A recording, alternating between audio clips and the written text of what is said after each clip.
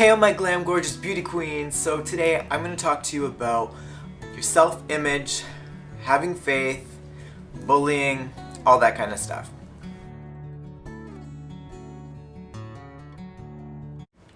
So the reason I chose this video is because I saw there's a YouTuber called Sander1 or something, and he was talking about his challenges with being overweight. He had gone shopping and nothing fit him. He was in extra large, and he was relating it back to Trisha Paytas and how they're friends and he admired her.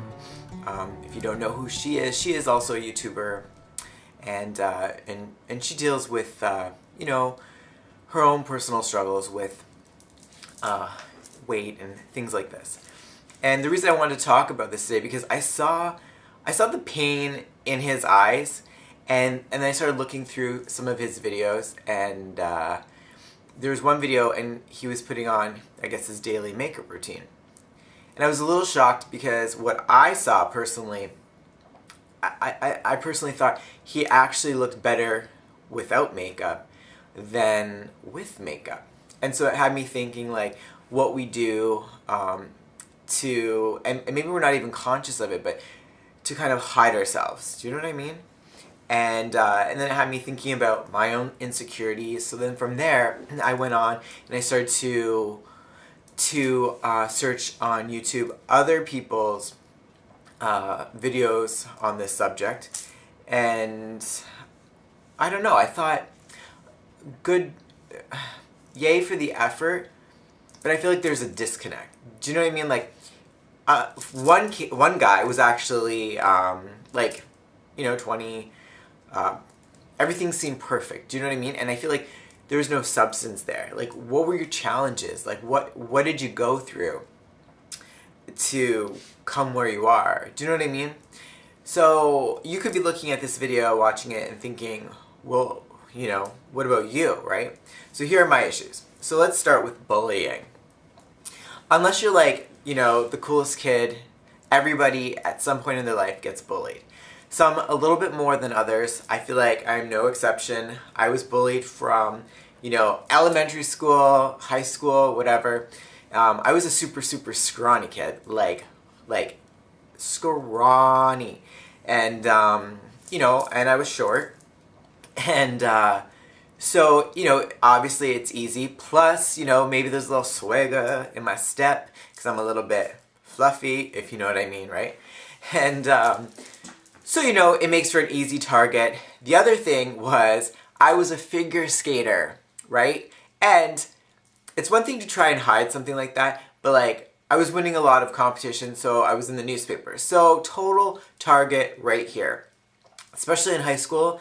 That made, like, my life hell, right?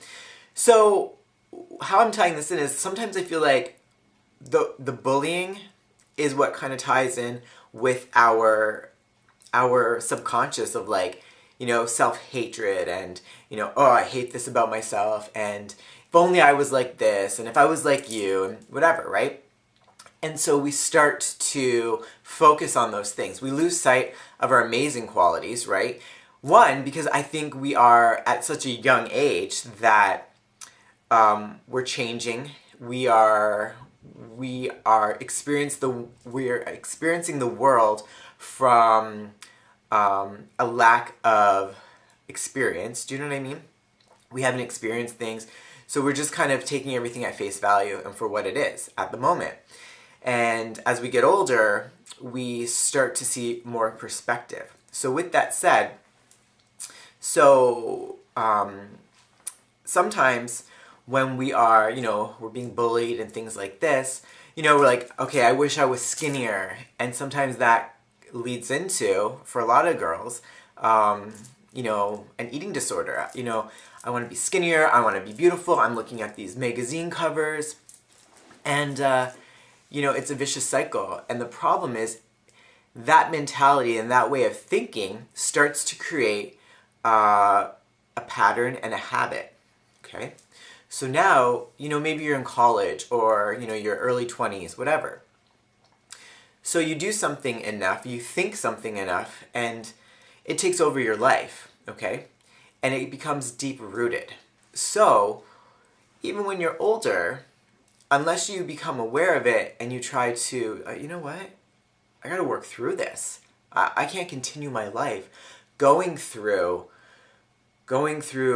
these obsessions. And I notice from a lot of my friends who had, issues with weight or, whatever it is, when they had children, they seem to stop completely thinking about themselves, right? So now they have something to obsess and focus on and give the love to and whatever. And that's great.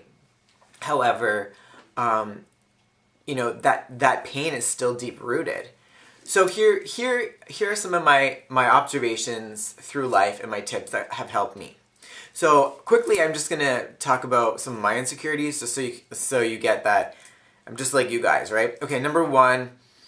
So after being scrawny in high school, I started to gain weight because I was finished, obviously, figure skating, which kept me super skinny. But then I did start to put on weight, and it was really weird. So for me, it was kind of the opposite. And so from that point into my early 20s, when everybody is super thin, I started to struggle with my weight. I just did. I'm short. So you see it very, very quickly.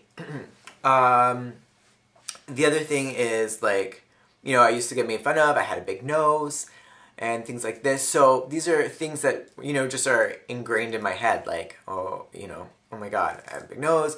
And especially in my early 20s, I was like, yeah, I am so about Botox and I'm so about getting a nose job and I want liposuction here.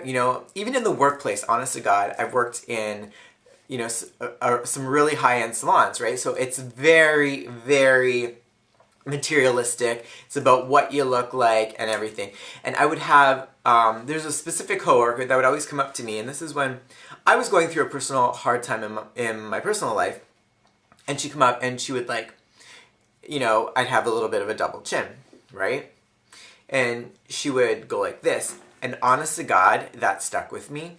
And it was one of those things I wasn't focusing on until she did that. And then I was so insecure. And I was, even to this day, even as I, have made better choices and I still have some weight to lose, completely insecure about that. Like, I look in the mirror and I'm, like this, and you can see something, and maybe on a, to the normal person that's just looking at me, it's not there, but just because she would always do that, it totally became such an insecurity.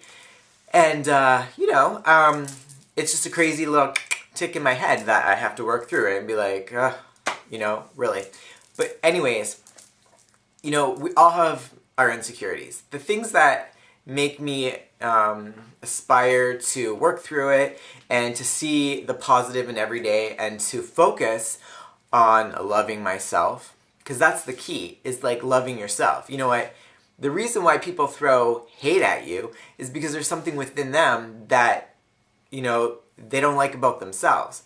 So realizing that, it allows me to give more compassion to that person, and instead of getting like angry and like bitchy and like, F you, whatever, I just kind of like, wow, what the heck is going on with that person that would make them be like that, right?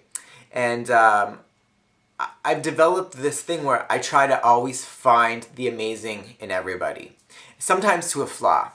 The other thing that I do is, a few years ago, TLC and those kind of, like, the little people and stuff like this, and there was this, I don't know if it was on like OWN or something, and this guy comes out and he had no limbs. That was huge. He had no limbs. And he was a motivational speaker. He transformed his life. He, inspires people, and he doesn't even give it a thought. And, so I'm watching that, I'm seeing the little people, and, they have this family and all these things, and I'm like, oh my God, seriously, Jamie, back the bus up. Like, back the whiny bus up. Can you see, are you watching this video? Yeah, okay, I am, I'm filming this video. Like, I can see, I can hear, I can walk, I can speak, I have talents. You know, when you start to see that contrast, it completely changes everything. Like 100%. You're just like, wow, you're so powerful. I am so powerful. And all those insecurities start to diminish. It takes time, but they start to diminish. And you know, every time I go back to those insecurities of what I have, I just remember, like, look at these people who are fighting the odds, who are, you know, what about the people who are struggling with cancer? Like, when my grandma was struggling with cancer, she had cancer in her esophagus, and when she was going through her treatment, they put in a feeding tube, and for a year she couldn't eat. And that was something that she loved and she enjoyed. And I just thought, imagine not being able to eat ever again, or your body slowly starting to deteriorate because you're so ill. And when God, it's like, it makes you emotional. Like, it makes me emotional just thinking about it. Like, how blessed we are. You know, we have the opportunity every single day to get up and to make our life what we want it to be. We have that opportunity. Now, if we always stay in the negative and focus on what we don't like about ourselves, imagine that energy that we're focusing on, what we could be putting out into the world, and how much better we could be making our life. It's a crazy thing when you start to get that contrast, you know? There was this guy that I dated in my early 20s, and he was like newly out of the closet, you know, very masculine, hockey player in university, and he confided in me, like, his dad and his brother weren't accepting of him, and they would actually make fun of him. Like, really nasty words. His mom was cool with him, but he so wanted to have that relationship with his father. And he said to me, he's like, one day I hope that I could be as comfortable as you with my sexuality and have a healthy relationship. And that was his insecurity, like, being gay. That's who he was. And he could not accept it. And he committed suicide. And that totally, not while we were together, that was one of the reasons that we broke up, was he just couldn't handle being in a relationship. And then I found out, I think it was like a year later or something.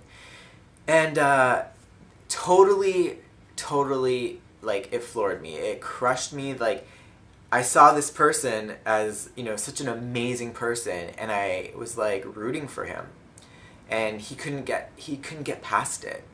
And there's so many of you who are struggling with pain, whether it is your sexuality or, you know, your body image, and whatever. And oh my God, it's so awful. And it's those things through life that inspired me. And I said, you know, in that specific situation, I was like, you know what? I have to keep fighting and going forward with my life to make it the most, because he couldn't. Do you know what I mean? Like, I used it as, you know, I used my pain to keep going, if that makes sense. I was so devastated for quite a while, but, you know, I didn't want to take my life in vain. I didn't want to take every moment that I had for granted. And so those were huge eye-openers. And if you guys are, you know, if you're contemplating, you know, suicide because you can't handle certain things in your life, whatever it is, reach out and try and get help from somebody. Because you're in a moment of time right now that things will change. And I will tell you, honest to God, that the hardest lessons in life turn around to be the best and enriching lessons, because they are what make you who you are. They are what you know, set your course for the future. When you're older and you're past it, you learn from that and it strengthens you. And you know, those people who are, and this is honest to God truth, those people who are, you know, putting you down, making fun of you, saying you're too scrawny, you're fat, whatever it is, you'll never be anything. I will tell you, and when I look back now and I see each and every one of those people via Facebook, whatever it is, honey, they ain't doing anything special. Like, you know, remember the movie 13 Going on 30? And she gets in the cab, and there's her high school, like, crush, and he's, like, the cab driver, and he's, like, you know, just gross, right? And she's doing it, right? She's dipping it and doing it with life, and he's not. Well, that's exactly what happens. Those people tend to keep that mentality, right? That, you know, they'll be cool forever. And they become stagnant, and they stay, and their mind never opens. Maybe on the rare occasion, but usually it doesn't. And they kind of stay stuck in what is comfortable for them. But because we have all experienced being uncomfortable, we are able to have an open mind and to see diversity and to grow. And this allows our journey and our path to go in many directions. And we can experience life to the fullest, but you just have to hang in there. You just got to get through this and say, you know, what is this here to teach me? You know, create systems like that help you cope with what you're going through. So, you know, for me, you know, I'm going to have a dark moment. You know, I didn't have friends in high school. I really didn't. I had like one or two, maybe one. But, you know, still, there was still a difference, right? They had lots of friends, that one person that I didn't, and I didn't hang out with that crowd. So I was that awkward kid. So I would come home and I would just sing in my room and I would do my art. And I was, you know, that kid. I was the kid that did that.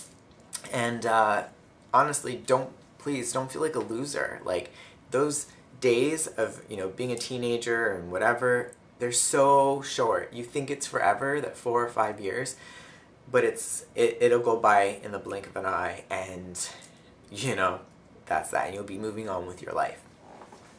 So yeah, so just I hope you don't find this video rambly. I hope it kind of makes sense. It's, as I'm saying this to you, there's a lot, you know, flushing through my head that I've experienced, and it's like kind of overwhelming. I did slightly plan this, but I wanted this to be more, you know, authentic, raw, and real. So yeah, so that's it. So just keep going, focus on yourself, and yeah, you know what? Trust me, the darkest nights create the brightest days. I love you so much for watching. Stay strong and stay tough. And be celebrated, be beautiful, be magnificent. Mwah. Bye.